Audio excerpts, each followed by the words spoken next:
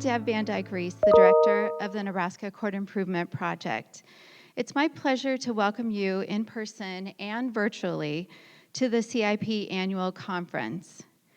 The goal of this year's regional conference is to both inspire and support justice system stakeholders to take new approaches to system-involved youth. During a year of accelerated change, we hope stakeholders learn to better seize the moment and to help bring 21st century approaches focused on developmental psychology and trauma-informed care to the field of juvenile justice. I also want to take a moment to acknowledge the Indigenous people who were traditional stewards of this land. The Nebraska Supreme Court and the Nebraska State Trial Courts stand on the traditional homelands of the Pawnee, Ponca, Oto-Missouri, Omaha, Dakota, Lakota, Arapaho, Cheyenne, and Kaw peoples, as well as the relocated Ho-Chunk, Iowa, and Sac and Fox peoples. Before I introduce the chief, I want to go over some logistics. So for those of you here in person, the bathrooms are at the west side of the building on this floor. There is a mask requirement. So the University of Nebraska requires that all University of Nebraska faculty, staff, students, and visitors are required to use facial coverings at all times when indoors on the UNL campus. We have all of the folders for those of you that are here spaced appropriately.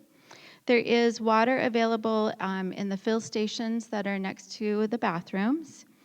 And lunch locations will be available at the tables as we break for lunch. There will be, there's 2 microphones set up here, so if you do have questions for the speakers, then you can ask those questions through the microphones. And for those of you who are attorneys, there are orange cards in your folders, and at the end of the day, we ask that you complete those orange cards and return those so we can, if you're wanting to request CLEs. For those that are attending the conference virtually, questions can be submitted the app, and those will come to the CIP staff, and then we will ask those through the microphones. So that, or an email can be sent directly to nsc.cip@nebraska.gov. And attorneys participating virtually should have entered your name and bar number at check-in, and CIP will submit that information to Nebraska Attorney Services for CLE credit following the conference. So with all those logistics out of the way, it is now my extreme pleasure to introduce the Nebraska Supreme Court Chief Justice Heavican. Thank you. Deb, thank you very much. Good morning to everyone. I am indeed Chief Justice Mike Heavican.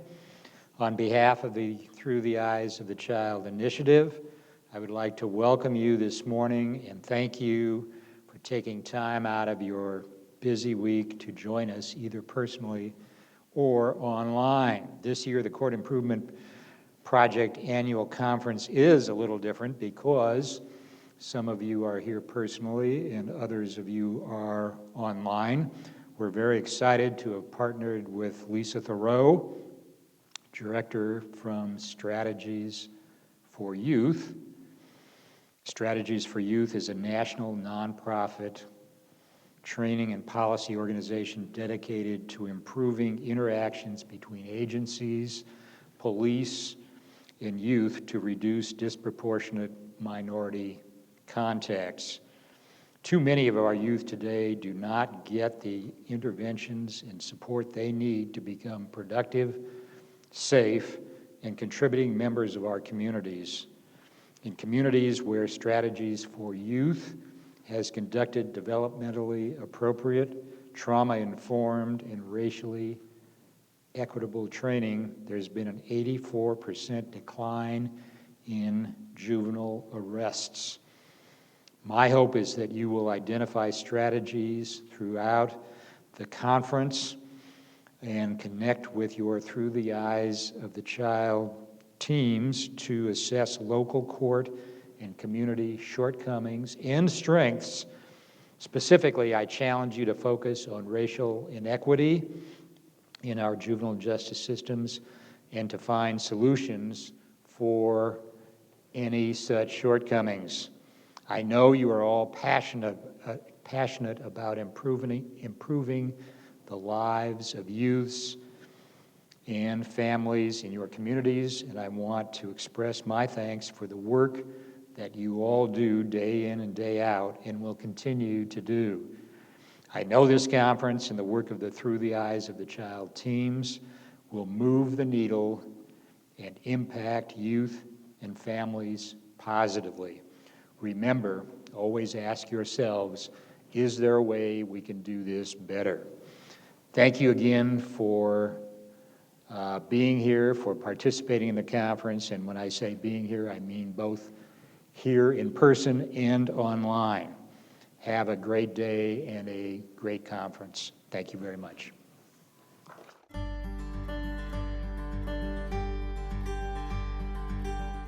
I would like to welcome all of you to the 2020 version of our regional conferences. The pandemic has affected us all and far too many with unforeseen and dire consequences. I cannot be with you live today as it is Yom Kippur, the Jewish holiday devoted to a day of atonement and personal reflection. I am fortunate to have been part of this statewide initiative since the beginning 14 years ago, when we started with a kickoff meeting in Nebraska City. I have been privileged to meet and work with dedicated professionals across the state. Many of you have been with us since 2006. I have also worked with wonderful staff at the Court Improvement Project, both past and present. When your paths intersect with theirs, please thank them for their good work. Our success is because of all of you, many of whom have given up their time, closed offices, given up a day's pay, and made other personal sacrifices to participate in day-long conferences and attend EYES meetings across the state. I have learned over the years the work that dedicated professionals perform in rural areas of our state that lack resources that others like myself take for granted. To all of you, thank you for all that you do and how well you do it. The theme to this year's conference is about our goals in the juvenile justice arena. Do we punish, rehabilitate, correct, or deter? How do we get there? Do we listen? Do we connect? And are we effective? Over my almost 28 years as a judge and prosecutor, and 14 years before that, I have on occasion been able to meet with youth offenders in the state penitentiary system. Most are brutally honest as to their circumstances, and most were also in our child welfare system. To a person, they never trusted most of those they encountered in the juvenile court system. Not their lawyer, their guardian ad litem, their judge, their caseworker, or their probation officer. They were denied opportunities to speak during hearings or after. But to a person, they trusted anyone who volunteered to be part of their lives. Their CASA worker, their big brother or big sister, or a church youth group leader. A close friend of mine who passed a few years ago saw most of his friends end up in the system. I asked him what kept him out. His answer was the guy handing out gym towels at the North Omaha Boys Club. Ever since, on all my cases, I ask myself, who can we find in this youngster's life to hand him his gym towel? We can learn a great deal from those who do the real work of helping others. All of these stories are a stark reminder of our task at hand. And the task today looms large because of the legitimate lack of trust in us, the long history of bias in our society, and the plight of those less fortunate. Nobody goes to the courthouse expecting to have fun unless it is an adoption. Most who enter our courtrooms know someone who has been mistreated by the system or worse. Regardless of our professional or personal differences, we all want the same outcomes for the youth and families we serve. I know the presentations today will generate for all of us opportunities to improve ourselves as professionals, improve our juvenile justice system, and provide necessary hope for the youth and families we serve. Thank you again for attending and for your exemplary commitment to the EYES initiative.